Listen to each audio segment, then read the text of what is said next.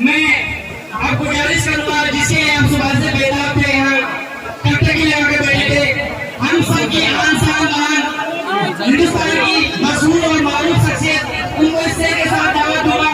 इमरान पटामड़ी जी, ये हम है ना जो एहसास में जलते हुए लोग, हम जमी जाते ना होते तो सितारे होते और खुद से फुर्सत भी मैसर नहीं, वरना हम किसी के होते तो तुम्हारे उधर।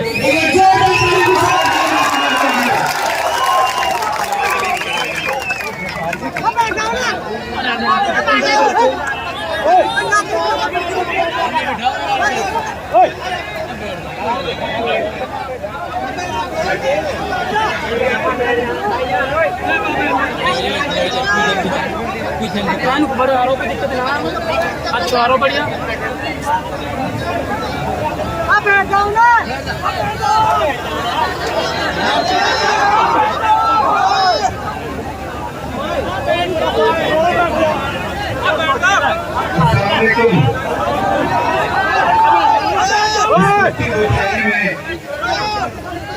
की तादाद में मौजूद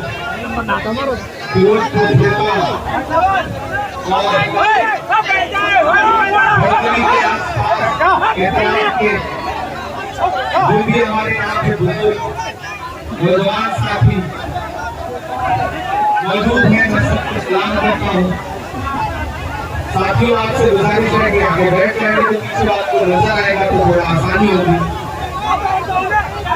और जो बैठा रहे हैं वो थोड़ी देर खामोश रहेंगे। मुझे पता है भीड़ बहुत ज्यादा है।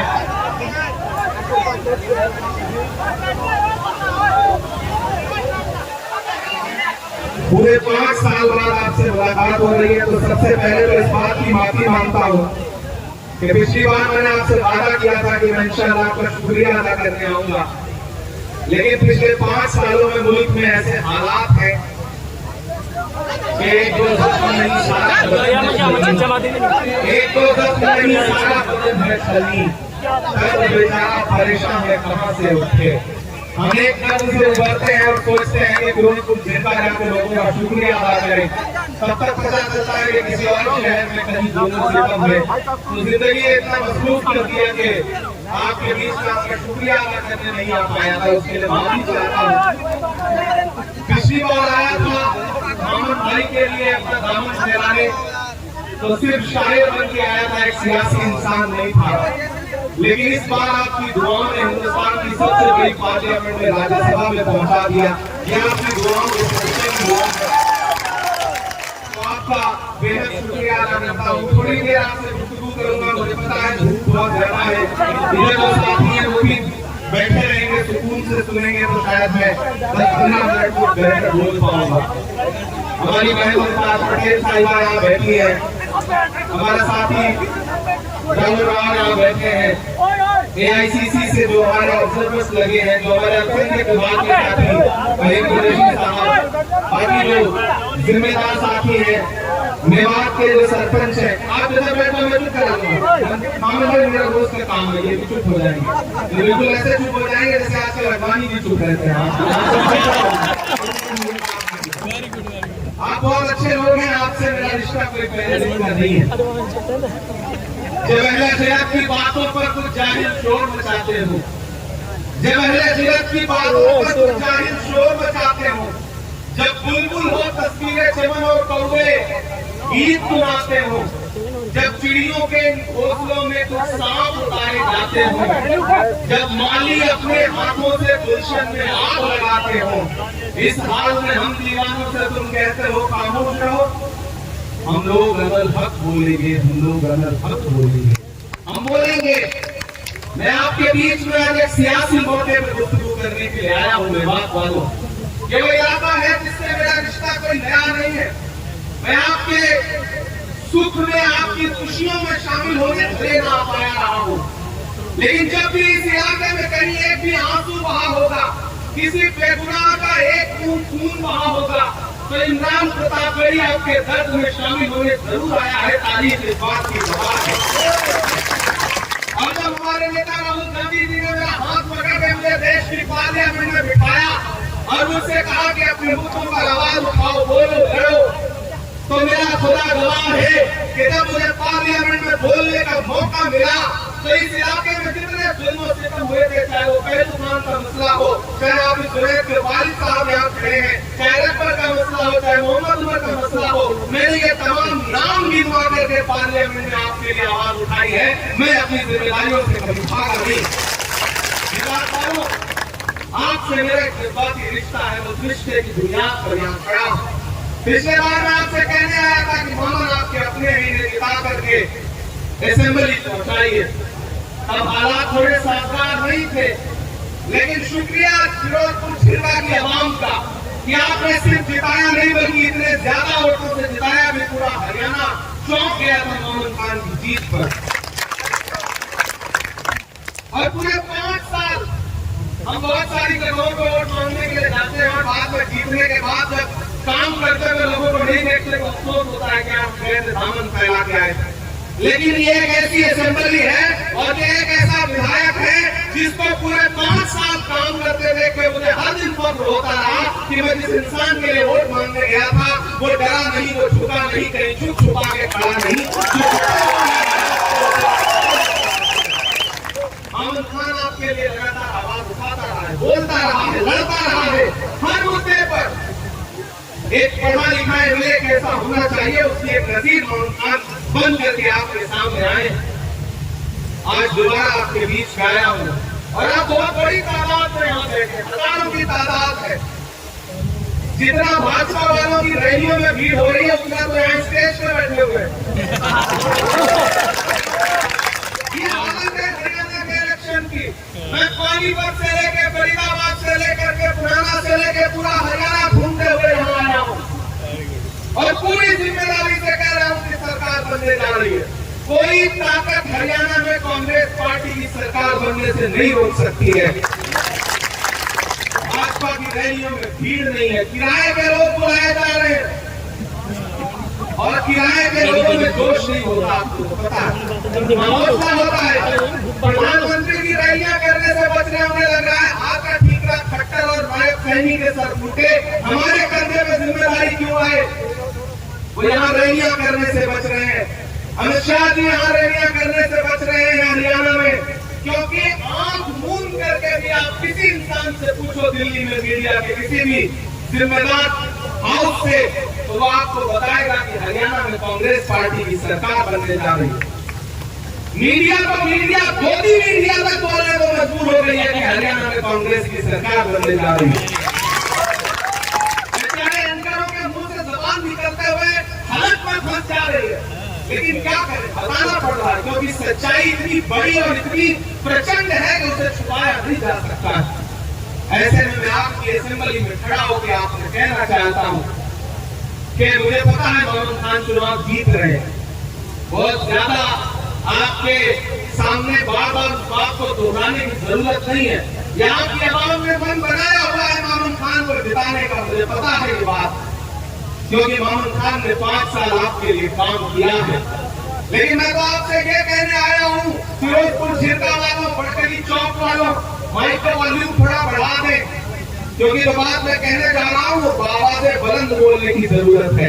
एक ऐसा वक्त है जब आवाजों में पाबंदी है, एक ऐसा वक्त है जब जहनों में पाबंदी है, एक ऐसा वक्त है जब सोच पर पाबंदी है।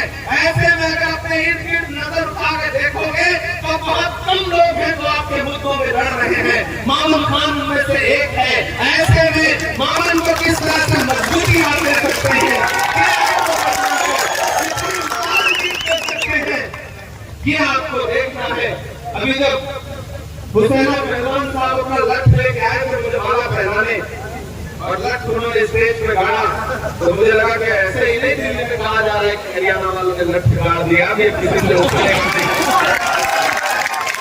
सलाम है हरियाणा, सलाम है मेवात आपको। लेकिन एक बहुत जिम्मेदारी भरी बात कहता हूँ, बात जरूरी है इसलिए सुनना, मतलब की बात सबको समझ में आती है लेकिन बात का मतलब बहुत कम लोगों को समझ में आता है। सरकार बनने जा रही है, ढेर सारे एमएलए जीत के आ रहे हैं, उन जीते हुए एमएलए में असरदार एमएलए का पैमाना क्या होगा, कौन कितने ज्यादा वोट से जीत के आया। ये एक पैमाना होता है चुनाव जीतने के बाद जब सारे एमएलए देखे जाते हैं। ऐसे में उस वक्त फिरोजपुर झील का और ये दम दिखाना है, ये ताकत दिखानी है कि हरियाणा में जीत के तो बहुत लोग आए हैं, लेकिन हमारा मोहम्मद खान किसी से कम नहीं है। हमने असेंबली पहुंचाया।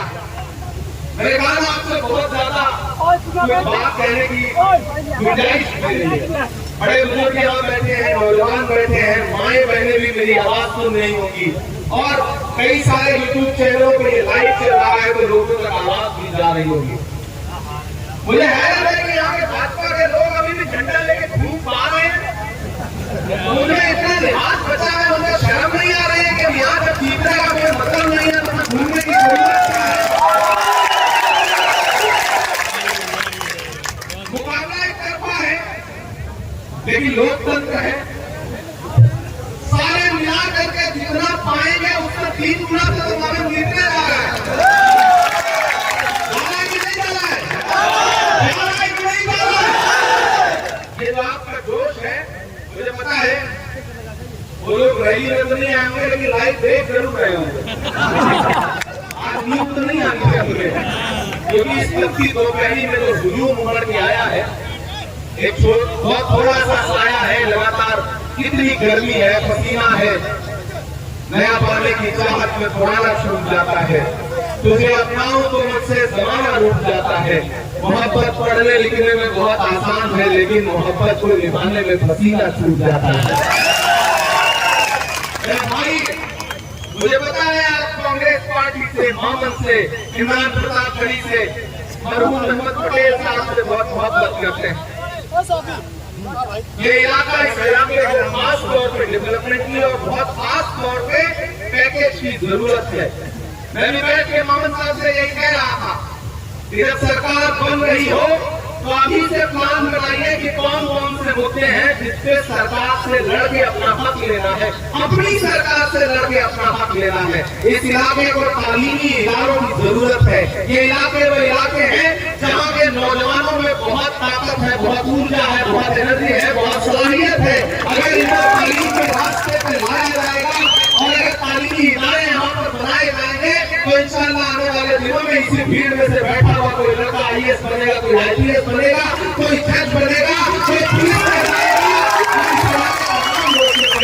मेवात को जिस तरह से पूरी दुनिया में बदनाम करने की साजिश की जाती है, आज का जो इलेक्शन है और आज की जो रैली है, हमें यहाँ अहद करके उठना है कि आने वाले दिनों में जब सरकार बन जाएगी तो हम अपनी सरकार से, मोहम्मद भाई मैं आपसे वादा करता हूँ, आप यहाँ पर आपको नेता प्रतिपक्ष भूपेंद्र हुड्डा साहब ने बहुत पसंद करते हैं, पूरी पार्टी पसंद करती है। आप यहाँ की एक लिस्टिंग करिए, एक प्रोग्राम बनाइए कि कौन कौन से जरूरी काम है जिनके लिए सरकार से लड़के अपना हक लेना है। मैं आपसे वादा करता हूँ कि मैं दिल्ली में बैठा हूँ आपका वकील बनके और आपकी दुआओं में वो ताकत भी है कि जरूरत पड़ेगी तो अपनी पार्टी से जा करके पार्टी के लीडरशिप का दामन पकड़ के कहूंगा कि मेवात को इलाका है जो आज हम कांग्रेस पार्टी न हम सफर न किसी हम नशी से निकलेगा, हमारे पांव का कांटा हमी से निकलेगा। न हम सफर न किसी हम नशी से निकलेगा, हमारे पांव का कांटा हमी से निकलेगा। वतन की रेत मुझे एड़ियां रगड़ने दे, मुझे यकीन है पानी यहीं से निकलेगा। दुनिया में अलग अलग नामों से, अलग अलग वजहों से जानी पहचानी जाती है। मैं चाहता हूँ कि आने वाले दिनों में जब स्टेट गवर्नमेंट यहाँ पे कोई यूनिवर्सिटी बनाए तो इस यूनिवर्सिटी से जिस तरह से बच्चे निकल करके दुनिया में जाए वो बताएं कि मेवात वो मेवात नहीं है जो मीडिया में दिखाया जाता है, मेवात वो मेवात नहीं है जो फिल्मों में दिखाया जाता है। मेवात को जानना है, मेवात की मेहमान नवाजी को समझना है, यहाँ की तहजीब को समझना है, यहाँ के सुल्तान लोगों की सुल्तानी को समझना है। तो मेवात आइए, मेवात के लोगों से मिलिए तो आपको समझ में आएगा कि मेवात कितने खूबसूरत लोगों का शहर है। मैं इस इलाके में पैदा नहीं हुआ हूँ लेकिन न जाने क्यों जज्बाती तौर पर मुझे ऐसा लगता है कि आपसे मेरा कोई एक रूहानी रिश्ता है। मैं इसी मिट्टी का हूँ, मुझे ऐसा लगता है कि मैं आपका अपना हूँ और आपको यकीन दिलाता हूँ कि जब मैं हिंदुस्तान की पार्लियामेंट में खड़ा होकर बोलूँ तो आप यकीन रखना कि इमरान प्रताप गढ़ी जो बोल रहा है वो आपका बेटा है, वो आपका भाई है, वो आपके बीच का है। इधर मामून आपके लिए हरियाणा की असेंबली में खड़ा होकर के आवाज उठाएगा और इंशाअल्लाह मैं हिंदुस्तान की पार्लियामेंट में खड़ा होकर के आपके लिए आवाज उठाऊंगा। इससे अच्छा ऑफर क्या हो सकता है? एक जिताओ, एक साथ में फ्री पाओ। एमएलए जिताओ, एमपी साथ में फ्री पाओ। इससे अच्छा क्या हो सकता है? इससे अच्छा कोई ऑफर हो सकता है? नहीं हो सकता ना। तो तैयार रहिए 5 तारीख को। और फिरोजपुर छिड़का वालों मेरी बात को जहन नशीन कर लेना। मैं दोबारा आना तो मुझे बहुत सारे लोगों के कोई मैसेज आएंगे, ना साहब आप जा रहे हैं, क्या कहेंगे वहां? मैंने कहा स्टेट का इलेक्शन अपनी जगह है, स्टेट के मुद्दे अपनी जगह है, लेकिन जो एक बात मैं यहाँ पे कहने आया हूँ उस बात को बहुत संजीदगी से लेना। मेरे भाई, सियासत में जिसका हरियाणा होता है उसी की दिल्ली होती है। तो अगर चाहते हो कि आने वाले दिनों में दिल्ली की गद्दी पर राहुल गांधी प्रधानमंत्री बन के बैठे, तो उसकी शुरुआत हरियाणा से करो। यहां से कांग्रेस की सरकार बनाओ। जम्मू कश्मीर में इलेक्शन हो रहा है, वहां भी कांग्रेस पार्टी गठबंधन की सरकार बनने जा रही है। हरियाणा में भी कांग्रेस की सरकार बनने जा रही है। आने वाले कुछ महीने में महाराष्ट्र और झारखंड का भी रिजल्ट आ जाएगा, तो आप देखिएगा कि भाजपा की सरकार 2 बैसाखियों पे टिकी है। एक बैसाखी का नाम है नीतीश बाबू, दूसरे का नाम है चंद्रबाबू। कब कौन सी बैसाखी सरकेगी और कुर्सी ऐसे नीचे आ जाएगी, कोई भरोसा नहीं है।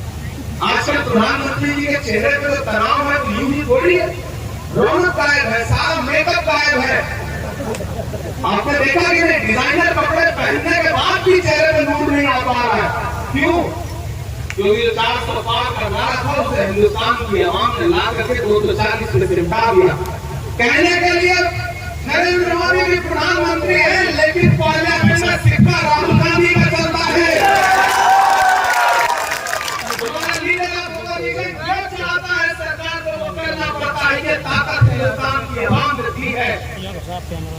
इसलिए फिरोजपुर छिड़का वालों एक बात ध्यान रखना, याद करो आज से 2 साल पहले का मंजर, जब हिंदुस्तान में नफरतें सर चढ़ के बोल रही थी, कोई आपके मुद्दे पर आवाज उठाने के लिए तैयार नहीं था, कोई बोलने को तैयार नहीं था।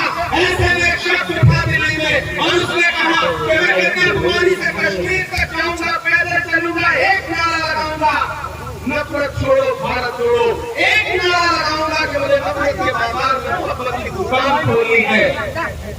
वो शख्स चला 4000 किलोमीटर कन्याकुमारी से चलता रहा, अपने पैर के छालों की परवाह किए बगैर। जिस शख्स का नाम राहुल गांधी है, मैं चला हूं उस इंसान के साथ। जब मैं चल रहा था तो मुझे मीडिया के साथ ही कहते थे कि इमरान साहब आप राहुल गांधी के साथ चल रहे हैं, आप शायर कह रहे हैं, सियासत आवाज हैं, आप क्या कहेंगे? तब मैं शेर सुना देता था कि जो हर जालिम से टकराएगी वो आंधी बनाऊंगा, जो हर जालिम से टकराएगी वो आंधी बनाऊंगा। नए अंग्रेज आए हैं, नया गांधी बनाऊंगा। के साथ 4000 किलोमीटर। तो आप तो इस बात पर ईमान रखते हो ना कि मजदूर का पसीना सूखने से पहले उसकी मजदूरी उसे दे देनी चाहिए।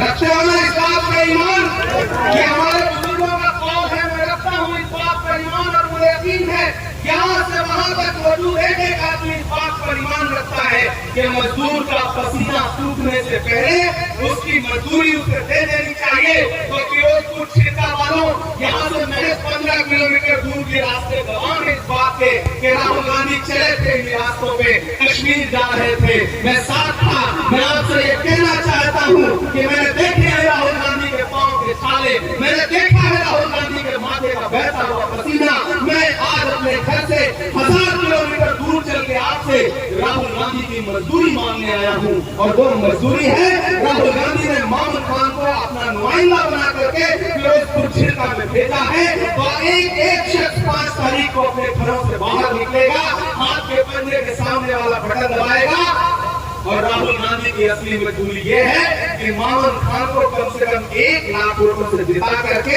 हरियाणा के मजदूरी जो मैं आपसे मांगने के लिए आया हूं। मेरे भाई, भाजपा वाले आपके बीच में आएंगे, झूठ बोलेंगे, बरगलाएंगे, क्लिप काट करके मामूल के पुराने नए इधर उधर चलाएंगे, ये सब करेंगे, ये सारी साजिशें होंगी। लेकिन एक चीज ध्यान लेना, जब भी कोई आपका मजबूत नेता होता है तो उसके खिलाफ इसी तरह की साजिशें की जाती है ताकि उसको कमजोर किया जा सके। मामन आपका एक मजबूत चेहरा है, मजबूत आवाज है, इसे और ताकतवर करिए, इसे असेंबली में पहुंचाइए। धूप बहुत ज्यादा है, मैं कोई शायरी नहीं सुनाऊंगा तो आप ये कहेंगे कि देखो सबकी तरफ भाषण सुना करके चला गया। मैं शायरी भी आपको सुनाऊंगा, आप थके नहीं है ना? नहीं थके है ना? हाँ, तो मैं आपको शायरी भी सुनाऊंगा, मुझे आपका जो जोश और जज्बा दिखना चाहिए।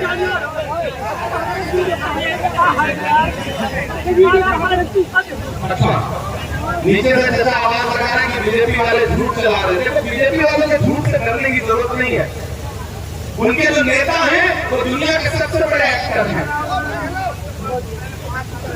वो भी सुनाऊंगा, वो बिल्कुल सुनाऊंगा। नेता ने कहा कि ठीक है, पहले उसका सुनाओ, फिर आज जो आए वो उसका सुनाओ, फिर कल को जो आना है उसका सुनाओ। ये मेवात है साहब, मतलब एक ही बार में सारे हिसाब चुकता करने का हुनर जानता है मेवात। मैं मेवात को सलाम करता हूँ और शुक्रिया। मैंने कहा ना, भाजपा के झूठ के चक्कर में नहीं आना है। वो पिछले दिनों प्रधानमंत्री साहब पार्लियामेंट में स्पीच कर रहे थे, सामने खड़े हो गए, बोले बताओ कांग्रेस वालों तुमने 70 साल में क्या बनाया। इधर से मैं खड़ा हो गया, मैंने सोचा मैं बताऊं, पीछे दीपेंद्र रुका भाई बैठे थे, बोले इमरान भाई मत बताओ, जो बताओगे उसको भी बेच देंगे, इनका काम सिर्फ बेचने का है। और ये भाजपा वाले आकर के 70 साल का हिसाब पूछते हैं। मैं तो फिरोजपुर झिरका के बड़कली चौक पे खड़ा होकर कहना चाहता हूँ कि अरे भाजपाइयों, आप हमसे 70 साल का हिसाब पूछते हो, आप अपने गिरबान में झांको।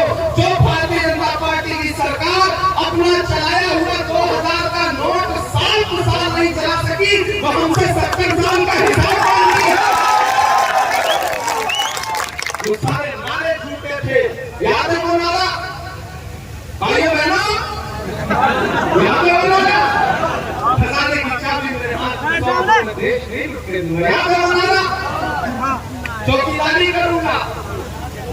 अब तो मैं पार्लियामेंट में भी खड़ा होकर उनसे सवाल पूछता हूँ कि कहाँ सोया है चौकीदार, कहाँ सोया है चौकीदार। मुझे लगना चाहिए कि मैं उसी फिरोजपुर ठेका में उसी बड़कली चौक पर खड़ा हूँ। मैं पिछली बार आया था, वही जोश वही जज्बा है कि कहाँ सोया है चौकीदार, कहाँ सोया है चौकीदार। आप क्यों खड़े होने लगे?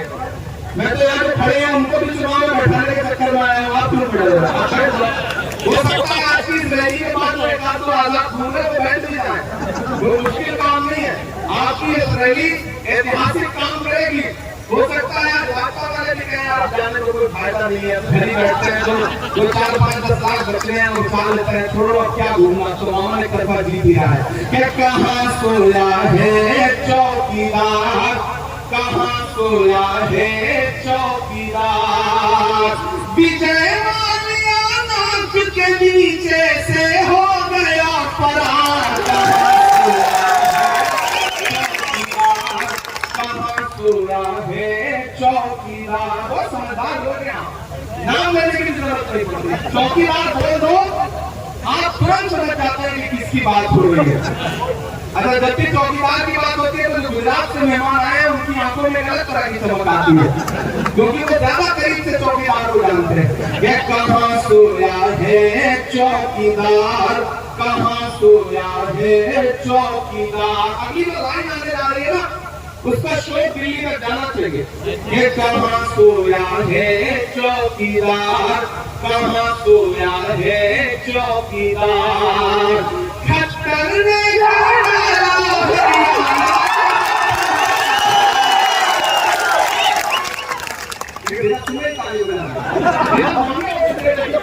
इतने मोहब्बत वाले लोग हैं ना कि इनके सामने अपील करने की भी जरूरत है। फिर से सुना रहा हूँ, पहले सुनिए फिर ताली बजाइए। कहाँ सोया है चौकीदार, कहाँ सोया है चौकीदार। खट्टर ने कर डाला हरियाणा का बंदा धार, कहाँ सोया है, है चौकीदार। गैस सिलेंडर की कीमत भी 1000 से पार। चौकीदार कहाँ सोया है चौकीदार। चाय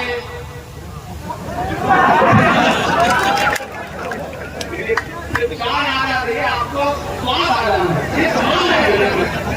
चाय बेचने वाला पूरा भारत बेच रहा है। सही कह रहा हूं कि नहीं कह रहा? सही कह रहा हूं कि नहीं कह रहा? सही कह रहा हूं तो आपकी तालियां तैयार रहे। मैं कहने जा रहा हूं कि चाय बेचने वाला पूरा भारत बेच रहा है। इसी काम में हासिल से महारत बेच रहा है। कि रेल बिक गई, तेल बिक गया, बिका हवाई अड्डा।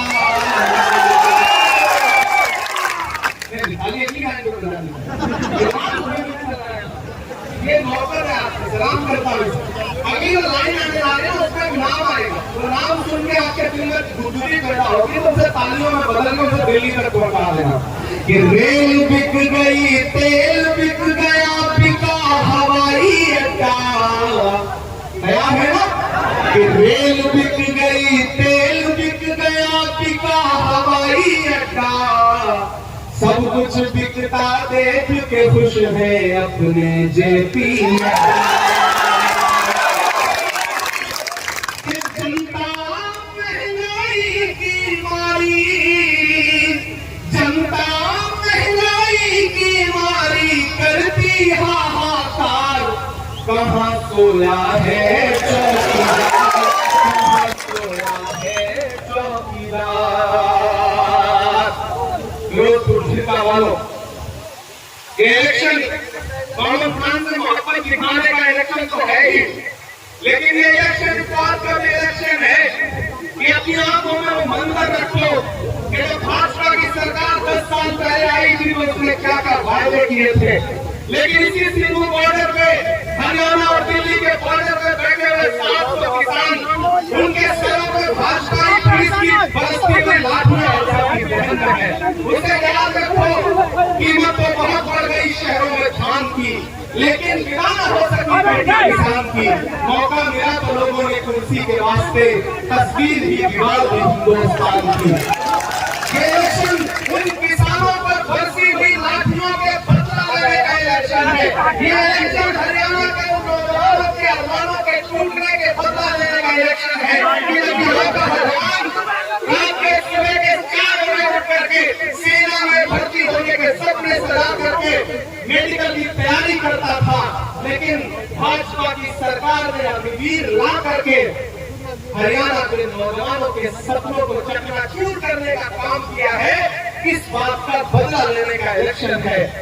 प्रधानमंत्री जी नारा देते हैं बेटी बचाओ बेटी पढ़ाओ, लेकिन याद रखो हरियाणा वालों कि ये नारा देने वाली भाजपा पार्लियामेंट से महज 500 मीटर की दूरी पर जंतर मंतर है। जब हरियाणा की बेटियां, ओलंपिक लाने वाली बेटियां, हरियाणा का सम्मान बढ़ाने वाली बेटियां अपना हक मांगने के लिए जंतर मंतर पर बैठी, तो बेटी बचाओ बेटी पढ़ाओ का नारा लगाने वाली भाजपा सरकार ने, पुलिस ने उन्हें जंतर मंतर पर घसीटने का काम किया। प्रधानमंत्री ने लाल किले की प्राचीर से नारा दिया, भाषण दिया कि हमें बेटियों के उत्थान के लिए, महिलाओं के उत्थान के लिए बात करनी है। और जिस दिन 15 अगस्त को वो लाल किले की प्राचीर से भाषण दे रहे थे, उसके महज 2.5 घंटे बाद उनके गृह राज्य गुजरात में बिल्किस के दोषी जेल से छोड़ करके माला पहना के सम्मानित किए जा रहे थे। ये है भाजपा के बेटी बचाओ बेटी पढ़ाओ नारे का सच। मेरे भाई मोहम्मद साहब जिन्हें ये लगता है कि साजिश करेंगे, खुराफात करेंगे और कानून का नुकसान करेंगे, मैं तो उनको कहना चाहता हूँ कि दायरे में सिमट के आएगा। तैयार रहना, मैं कहने जा रहा हूँ। आज से फिरोजपुर छिड़का के एक मोबाइल में 4 मिसरे रहने चाहिए। आप है तो आप खड़े हो, ऐसे ही सुन सकते हो। दायरे में सिमट के आएगा, हर रवायत से हट के आएगा। चौथी लाइन का कसम है कि खास को खामोश नहीं रहेगा। कि दायरे में सिमट के आएगा, हर रवायत से हट के आएगा। आंधियों को जरा खबर कर दो, आंधियों को जरा खबर कर दो, शेर वापस पलट के आएगा, शेर वापस पलट के आएगा।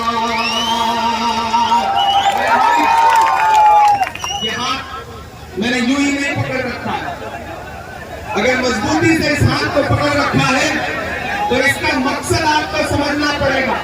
5 तारीख को घरों से बाहर निकलिएगा तो ये सोच के निकलिएगा कि हाथ के पंजे के सामने वाली दवाई में बटन का एक वोट सिर्फ मोमन खान को नहीं मिलेगा, मोहब्बत के उस मसीहा को मिलेगा जिसका नाम राहुल गांधी है। मोमन खान को आपका दिया गया एक वोट हुड्डा जी को मिलेगा। मोमन खान को दिया गया आपका एक वोट आपके अपने बेटे, आपके अपने भाई लाल प्रतापगढ़ी पर आपका एहसान होगा। ये गुजारिश करने आपसे आया हूँ। तो 5 तारीख को घरों से बाहर निकलिए। तमाम बातों के बीच 2 शिकायतें आपसे। आप सुबह चाय की दुकान में बैठते हो तो सरकार बना देते हो, बिगाड़ देते हो। शाम में जब खाना खा रहे हो तो मुख्यमंत्री बदल देते हो, दोपहर में खाना खाते खाते प्रधानमंत्री। लेकिन जिस दिन वोट देने जाना होता है उस दिन आपको लगता है कि यार कौन जाकर के लाइन में लगे, धूप बहुत ज्यादा है। इस बार ये नहीं सोचना है, ये कोशिश करिए कि एक वोट लेकर के घरों से बाहर निकलिए, हाथ के पंजे के सामने बटन दबाइए। सरकार बनने जा रही है, इस बंदी हुई सरकार में अपनी भागीदारी जताओ, उठाओ अपना एक हाथ। मुझे यकीन दिलाओ कि आने वाली 8 तारीख को जब रिजल्ट आएगा तो फिरोजपुर छिरका का रिजल्ट हरियाणा की तारीख में एक नया इतिहास लिखेगा ना। 5 तारीख को घरों से निकलोगे ना, एक वोट हाथ के पंजे पर देके आओगे ना, मोमन को जिताओगे ना, कांग्रेस की सरकार बनाओगे ना। बहुत शुक्रिया। इंशाल्लाह 5 तारीख के बाद 8 को रिजल्ट आएगा, मेरी नजरें यहाँ पर होंगी और इसके बाद मैं फिर आपके बीच में आऊंगा। और इस बार आप इन्हें एमएलए बना के भेजे, हो सकता है हम इन्हें कुछ और बना के वापस भेजें। पिछली बार वादा किया था ना, उसको देर से पूरा कर रहा हूँ, लेकिन इतना कह रहा हूँ कि जिस बूथ पर आपकी जिम्मेदारी है, 5 साल में आपने बातचीत की होती तो मैं ही रहा होगा। इस बार आप कोशिश करना मोहन भाई कि जिस बूथ पर सबसे ज्यादा वोट से आप जीतो, मुझे पूरा एक आध बार चाय पीने के लिए चलना। जब आप चाहोगे मेरे घर आ जाना, मुझे अपनी गाड़ी में बिठाना और फिर पकड़ी चौक लेकर के आ जाना। मैं यहाँ के लोगों से, यहाँ के मोहब्बत करने वालों से मिलूंगा। इंशाल्लाह आपका शुक्रिया अदा करूंगा। मोमन की जीत आपकी जीत होगी, मोमन की जीत मिलाद की जीत होगी। बहुत शुक्रिया, बहुत